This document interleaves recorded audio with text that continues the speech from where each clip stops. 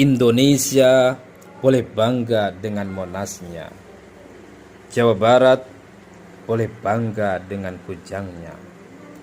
Kuningan boleh bangga dengan kuda dan peyemnya.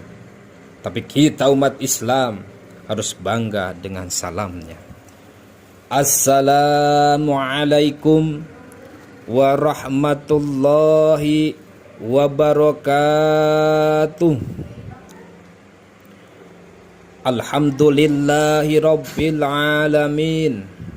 Wassalatu wassalamu ala asyrafil anbiya'i wal mursalin wa ala alihi wa ashabihi ajma'in, amma ba'du. Puji marilah kita panjatkan kepada Allah Rabbul Izzati yang maha suci, yang harus kita yakini dengan sepenuh hati hingga sampai kita mati nanti. Puja marilah kita panjatkan kepada Allah Azza wa Jalla yang maha kuasa, yang harus percaya sampai yaumil fana.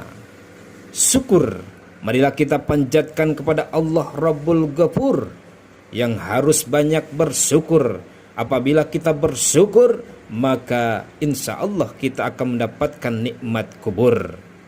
Namun sebaliknya, apabila kita tidak bersyukur alias kufur, maka pasti kita akan mendapatkan siksa kubur hingga badan hancur dan lebur laksana nasi menjadi bubur. Na'udzubillahi min zalik. Salawat beserta salam semoga tercurah limpahkan kepada Rasulullah Sallallahu Alaihi Wasallam yang telah menyelesaikan beribu bahkan berjuta-juta masalah dengan susah payah, dan dihadapi beliau dengan sabar dan tabah, tanpa mundur dan menyerah, serta tak mengucapkan kata dan ah. Beliau juga telah menyelesaikan perang Badar tanpa ada rasa takut dan gentar. Beliau hadapi dengan penuh rasa sabar. Dewan juri yang saya hormati, teman-temanku sekalian yang saya banggakan, saat ini kita semua berada di zaman milenial, di mana pada zaman ini semuanya serba modern. Dari mulai teknologi, peradaban, bahkan akhlak manusia pun ikut terkena imbas kemajuan zaman. Sehingga anak-anak yang lahir di zaman ini juga terkena dampak modernisasi. Dalam blog layarberita.com menyampaikan, kondisi saat ini banyak kasus sosial yang mengarah pada krisis moral level mengkhawatirkan. Maraknya penyalahgunaan narkoba, pornografi, kekerasan antar remaja, dan hingga saat ini belum dapat diatasi secara tuntas. Karena itu tidak mengherankan jika pada 2019 Komisi Perlindungan Anak Indonesia atau KPAI merilis data 84% siswa di Indonesia kurang memiliki etika atau akhlak yang baik. Karena itu, kita sebagai umat Rasulullah Sallallahu Alaihi Wasallam sudah sepantasnya menyadari dan menghindari perbuatan yang dibenci oleh Rasulullah Sallallahu Alaihi Wasallam. Dan karena itu, pidato yang saya akan sampaikan pada kesempatan ini adalah berkaitan dengan meneladani akhlak Rasulullah Sallallahu Alaihi Wasallam. Dewan juri yang saya hormati, teman-temanku sekalian yang saya banggakan, tahukah kita seperti apa akhlak yang dimiliki oleh Rasulullah Sallallahu Alaihi Wasallam? Karena bagaimana kita dapat mencontoh akhlak Rasulullah Sallallahu Alaihi Wasallam kalau kita sendiri sebagai umatnya tidak mengetahui akhlak atau kepribadian yang dimiliki oleh Rasulullah Sallallahu Alaihi Wasallam.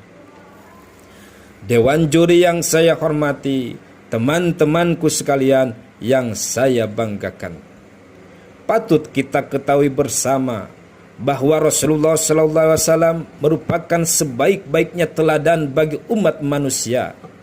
Beliau mendapatkan titel yang istimewa, yaitu diutus oleh Allah Subhanahu wa taala untuk menyempurnakan akhlak.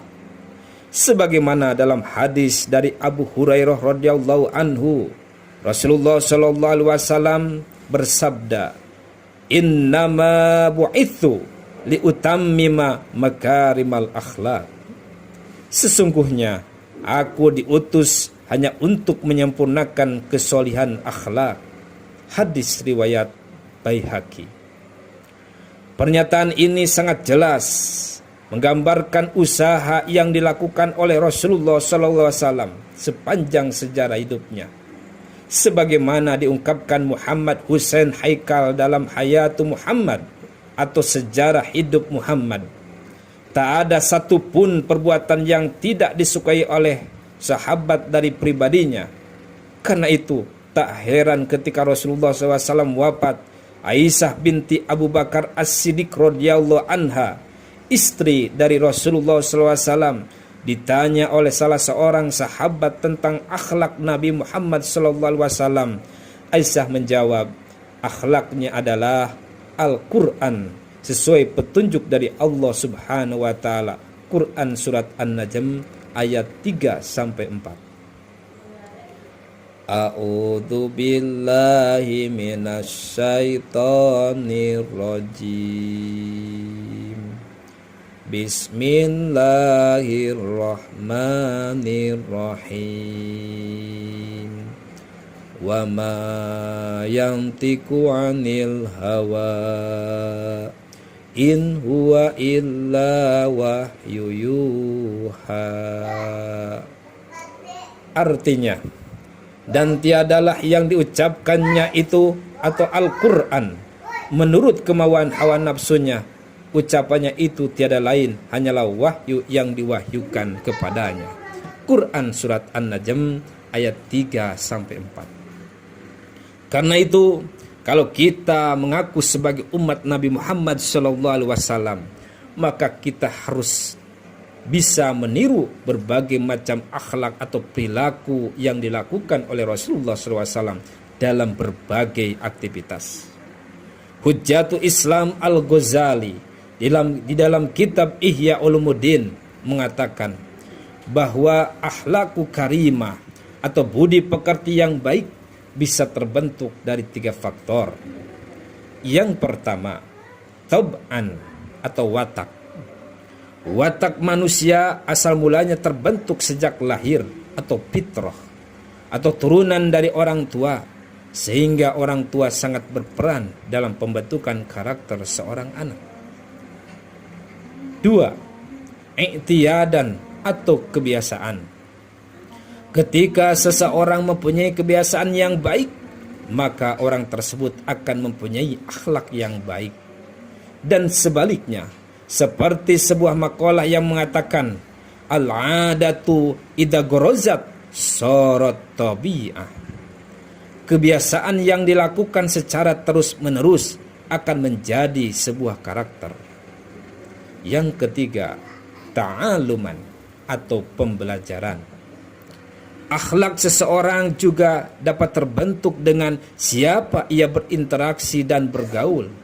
Jika ia bergaul dengan yang baik, maka ia akan menjadi baik, dan sebaliknya. Karena itu, ia mendapatkan pembelajaran dari orang-orang di sekitarnya, sehingga berpengaruh pada karakteristik orang tersebut.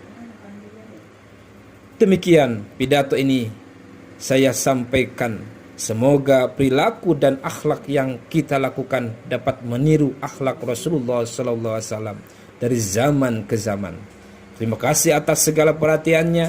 Mohon maaf atas segala kekurangannya. Makan keripik di tepi sawah, keripiknya jangan sampai jatuh. Wabillahi taufiq wal hidayah.